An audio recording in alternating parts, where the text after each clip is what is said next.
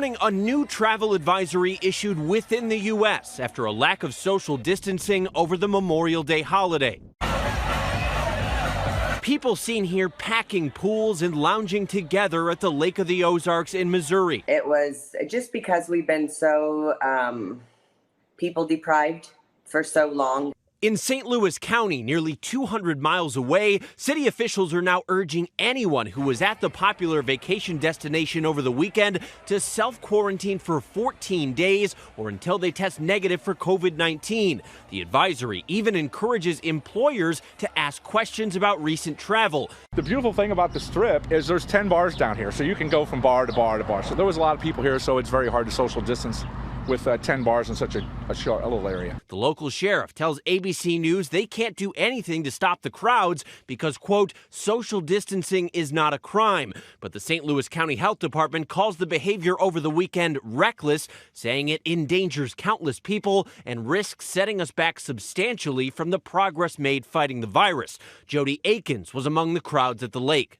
We go to the lake quite often, so I knew it was going to be pretty busy, but masks were not worn, so it's pretty much to each their own. And it wasn't just Missouri. Large groups in close quarters were seen across the country. Along the shore in New Jersey, people walking shoulder to shoulder on boardwalks. Tubers in Texas overflowed rivers. If I get it, everybody else getting it. Hey, it's life. And crowds gathered at Lake Havasu on the Arizona-California border. It comes as 11 states report an increasing number of COVID-19 cases, including North Carolina, which is seeing its highest number of hospitalizations so far.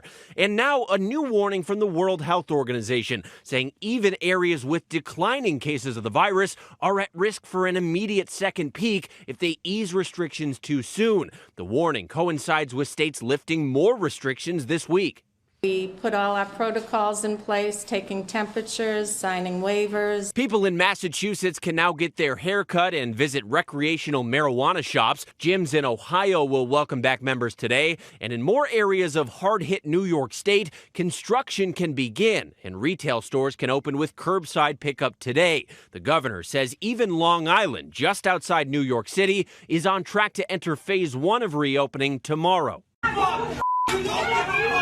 On nearby Staten Island, tensions running high at this grocery store, where furious customers were seen berating a woman not wearing a mask.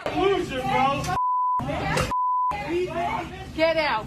Meanwhile, in California, places of worship will be allowed to reopen for in-person services at reduced capacity, but some religious leaders in the San Francisco area are calling for a delay. I'm not waiting on the governor. Come on. I'm waiting on God. Come on. Hey. Yes, and when he gives me the okay, yes, sir, then I'll be ready to go back.